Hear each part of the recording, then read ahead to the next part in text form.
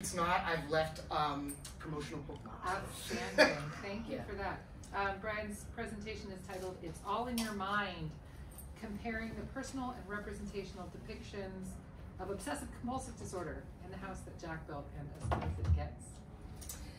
So yes, there's a on my contact info, and there's a QR code in the corner if you're so inclined for, if you like my paper and want it in your possession. Here it is. Okay.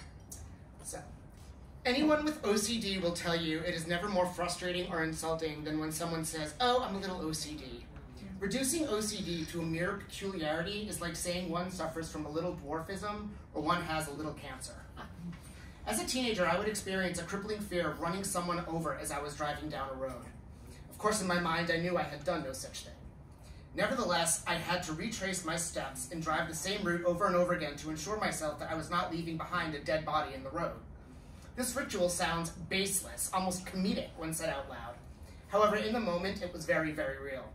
Furthering my panic were mild hallucinations that there was indeed someone lying dead in the road behind me, even as I tried to convince myself that I didn't feel any sort of impact.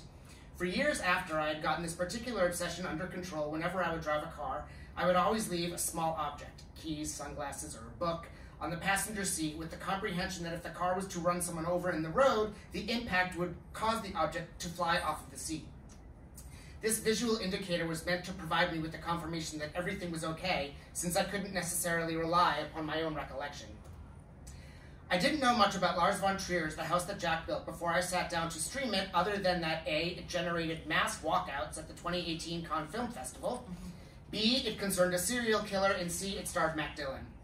Once the film started, I was immediately drawn in by its gritty aesthetic. The House That Jack Built is a harrowing and ultra-violent horror drama concerning a serial killer named Jack, who relates his story via quasi-confessional to an otherworldly therapist guide called Verge, as Verge escorts Jack to the entrance of hell. Representing a complete 180-degree swing in the opposite direction on the cinematic spectrum from The House That Jack Built, As Good as It Gets is a heartwarming comedy drama that centers on successful author and lovable curmudgeon Melvin Udall and his redemptive relationships with single mom waitress Carol and damaged artist and neighbor Simon. What really struck me about The House That Jack Built occurred not long into watching the movie when it is revealed that protagonist Jack suffers from obsessive-compulsive disorder. How would a craftsman like von Trier integrate and interpret Jack's condition, a condition which held such personal relevance, within his narrative? I was cautiously optimistic, but nevertheless apprehensive that von Trier and Dillon, whether consciously or not, might possibly compromise the seriousness of OCD and paint it as nothing other than a cute quirk, which is exactly how I observed the portrayal of obsessive-compulsive disorder in the Oscar-winning As Good as It Gets. Using these two notable films as case studies, I began to think about how obsessive-compulsive disorder is represented in the modern cinema. How might OCD be represented in each film, and why? Does the portrayal of OCD in each film contribute to or obfuscate the common trope present in movies portraying any sort of disability, that of triumph over adversity? I can appreciate the utter audacity that Lars von Trier applies in nurturing his visions. The hyper-violent and, at times, hyper-sexualized content on display in his films, coupled with his often bleak and outre scenarios, are a lot for the average filmgoer to withstand. His works address such concepts as religion, depression, socialism, among other dense themes. However, it's all in the service of sparking people to thought, of provoking a reaction, whatever form such reaction may take. In von Trier's own words, quote, "I'm from a period when provocation was seen as a fundamentally appealing thing in Denmark, because it gets people thinking. You start seeing things in a new way. Maybe you'll get angry, maybe you'll feel great, but some process gets going," end quote. As Good as It Gets comes to the screen courtesy of Brooks, the man responsible for such commercially successful comedy dramas as Terms of Endearment, Broadcast News, and Spanglish. Von Trier and Brooks each approach their work from different artistic traditions and motivations. Von Trier from a place of provocation, Brooks from a more universally accessible approach. In discussing his 2010 film, How Do You Know, Brooks acknowledged, quote, "The truth is, people are so afraid to make sentimental films, but the point of this film is true. It's the fact that really bad things can happen to you and the right person can walk through the door and make things better. The problem remains large, but your spirit rises and the problem shifts in position a little. It doesn't quite occupy center stage, and I think that's true and romantic," end quote. The House That Jack Built was independently produced and distributed, while As Good as It Gets was a Hollywood production all the way. Accounting for the obvious commercial interests behind each film, it can be presumed that each film came with inherent restrictions on what it could and could not portray.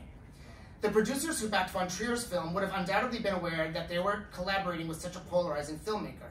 Similarly, viewers who bought a ticket for The House That Jack Built were, I would imagine, interested in seeing the film because they knew it was a Lars von Trier movie and were keen to expect a no-holds-barred endurance test about a serial killer.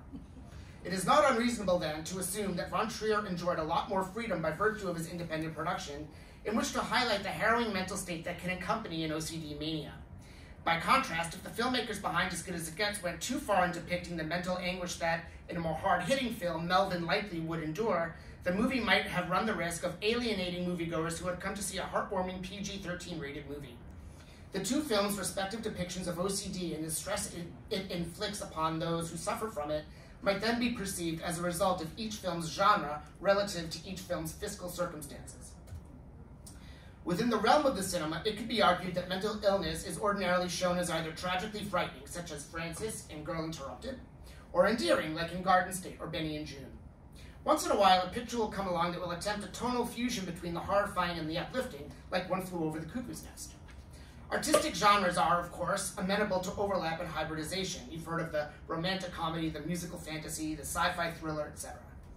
As Stephen Neal states in his work Genre in Hollywood, quote, "Many Hollywood films and many Hollywood genres are hybrid and multi-generic. This is as true of the feature film as it is of an obvious hybrid like musical comedy," end quote. In The House That Jack Built, there are multiple instances that are consistent with signifiers of the horror film: shocking violence, gore, depravity, among others. Jack incontrovertibly suffers from OCD. He explicitly indicates as much when he holds up a sign with the letters OCD. He is plagued by obsessions, possibly rooted in the fear that his true nature as a psychopath will be exposed, which prompt compulsions, rituals that Jack must engage in order to assuage the obsessive thoughts.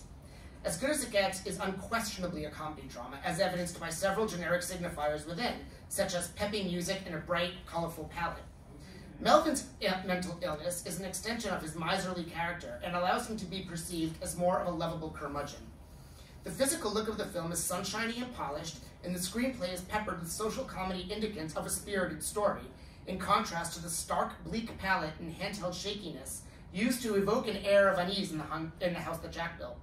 Hans Zimmer's lovely score for As Good As It Gets is buoyant and sprightly, and as such, can be credited, at least partly, for contributing to the film's perception of OCD as something adorably quirky. There is an instance in the film when Melvin is packing for a road trip to Baltimore and his clothes are neatly laid out and compartmentalized, even before being loaded into his suitcase.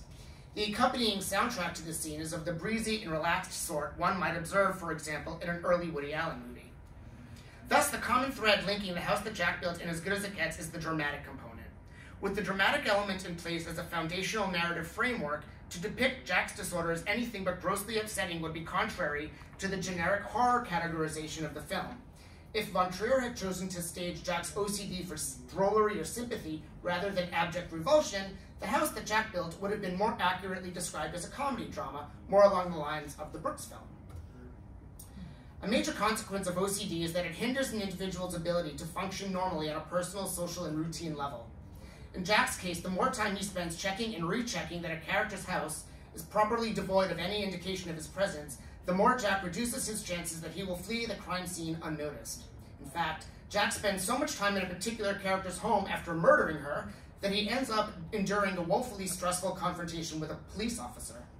Jack is experiencing a palpable feel of fear and overpowering anxiety, inducing his mind to resolutely conclude that if certain rituals are not performed, certain tasks undertaken, disaster will strike, i.e. he will get caught. Melvin's disorder, on the other hand, doesn't seem to elicit the same level of anxiety-based terror that it does in Jack. There is hardly an indication in As Good As It Gets that the consequences for Melvin's behavior are anything other than an unwelcome disruption to his routine. Someone suffering from OCD or in the throes of an OCD episode is experiencing something truly terrifying, at least to them. They are not, as so many mistakenly characterize OCD sufferers, simply being anal retentive. I would posit that several of Melvin's disorderly traits are not so much a result of an anxiety-centric obsessive-compulsive disorder, but perhaps may be more exhibitive of obsessive-compulsive personality disorder. Though related and sometimes easy to confuse, OCD and OCPD are entirely separate disorders as confirmed by their separate designations in the DSM-5. though they can coexist in an individual. Melvin is reliant upon a certain order and precision in conducting his daily life. He has breakfast at the same restaurant and is served by the same waitress every morning. His medicine cabinet houses bars of soap, all perfectly stacked on top of one another, and Melvin's clothes are laid out upon his bed with mathematical severity prior to being packed into a suitcase. One gets the impression that if a bar of soap or piece of clothing were out of place, Melvin would become apoplectic. As Melvin scurries down the sidewalk to his favorite restaurant each day, he is careful not to inadvertently brush up against another person, a practical impossibility in New York City. The critical difference between Jack's mental state and Melvin's, however, is Jack's preoccupation with cleanliness manifesting as a rabid, maniacal obsession with leaving no trace at his crime scenes such that he must return to them again and again in order to quell the terrifying anxiety. I, for one, know this terror well. The perceived consequences of my anxiety were founded in a terror not unlike Jack's. I might kill someone, be arrested, and spend the rest of my life in prison. What differentiated my affliction from a personality issue into an anxiety issue was not only the inconvenience of potentially being late to wherever I was going, disruption of daily activities, but the overwhelming compulsion to engage in rituals to satisfy my debilitating and literal fear of death. In my observation, As Good as It Gets allows only a singular instance in which to represent a similar anguish. The scene occurs directly after Melvin closes his apartment door following a brief chat with Frank, Simon's boyfriend. After closing the door, Melvin proceeds with his usual ritual of turning the lock on his door 5 times before stepping away. The audience is clued into why Melvin performs this particular ritual. This time, however, Melvin doesn't step away after the first attempt. Something goes wrong and he tries again. The soundtrack in this instance is not peppy, but projects a dramatic one-tone chord. Melvin steps back from the door, quietly telling himself that it's okay. He puts his face in his hands, a behavior Jack also performs in frustration, takes a deep breath to mentally work through the nervousness, and he begins to sob. This moment of profound truth is heartbreaking because the physical pain that Melvin is experiencing and the emotional toll that his behavior is taking on him in that moment is read on his face and in his behavior. The cutaways to the little dog watching Melvin from across the room, while cute, provide an interesting avatar for anyone who has ever witnessed someone in the heat of an obsessive-compulsive cycle, equal parts confusion and sympathy. My interest in The House That Jack Built and As Good as It Gets is not the simple fact that they depict OCD or OCPD, but rather in the intent surrounding each film's presentation of the disorder. In his insightful essay, Screening Stereotypes, Images of Disabled People, disability studies theorist Paul K. Longmore theorizes about a disabled character's portrayal as, quote, monster, specifically in horror films, when he states, quote, the subtext of many horror films is fear and loathing of people with disabilities, end quote. Longmore's statement provides a measure of deeper meaning to the character of Jack, since on the surface he is a fearful character, a psychopathic serial killer.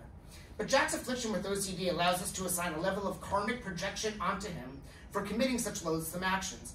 Longmore states that among the, quote, 3 common prejudices against handicapped people, end quote, is that a, quote, disability is a punishment for evil, end quote. Jack's death at the conclusion of The House That Jack Built, or at the beginning, depending upon how you read Von Trier's narrative, exonerates the viewer for having witnessed Jack's evil in action. Per Longmore, quote, as with the, quote, monster, in criminal characterizations, these dramas present death as the only logical and humane solution, end quote. With Jack's death, society's stasis can be restored and the viewer no longer has anything to fear. We don't see this, quote, punishment in As Good as It Gets, because while Melvin is presented as a horrible character in the first reel of the film, the character experiences an arc that softens him materially by the film's conclusion. Melvin's obsessions aren't a punishment because he is not ultimately portrayed as a villainous character. Therefore, we are unable to assign the same level of karmic projection to Melvin. While Jack falls in line with Longmore's assertion of subtext in horror films as a fear and loathing of people with disabilities, Longmore's assertion cannot be applied to As Good as It Gets, not because it's not a horror movie, but because Melvin is redeemed for us. He doesn't remain a, quote, monster. At the film's conclusion, Melvin makes an impassioned speech about what a wonderful woman Carol is, thus winning her over and sending the audience home satisfied that the disabled person has rehabilitated himself by making strides with the pretty non-disabled woman.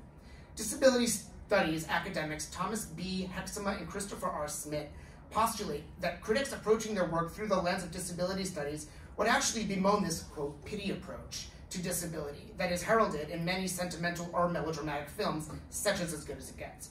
By the end of the film, Melvin embodies the lovable curmudgeon. Whereas the audience for The House That Jack Built can breathe a sigh of relief at Jack's death, thereby removing the disability, the, quote, monster, from society.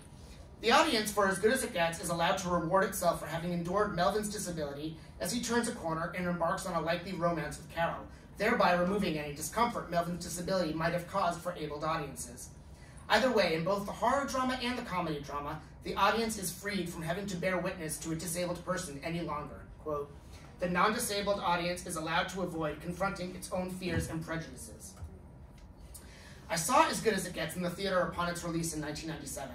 I recall thinking at the time that what the film portrayed as Melvin's OCD was presented as though it were a lovable quirk, an endearing character tick. Consequently, my primary takeaway from the film is not the wonderful acting or some genuinely funny one-liners, but a feeling that I had somehow been mocked, that my lifelong struggle had been reduced to nothing more than a cutesy and adorable bit of shtick.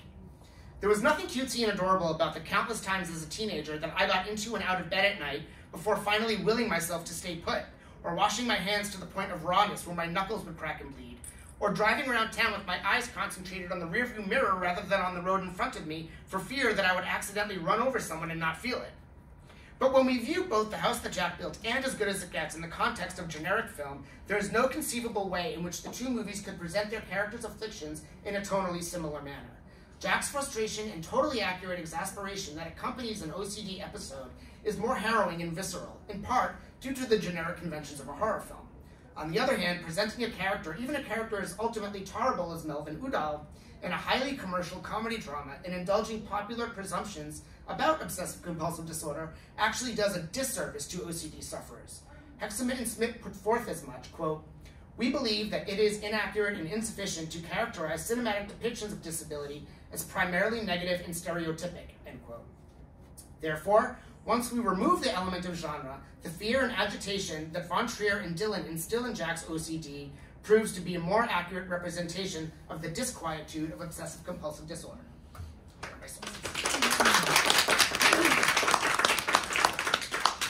Since we just ended up with two speakers, we have lots of time for conversation. Does anyone have a question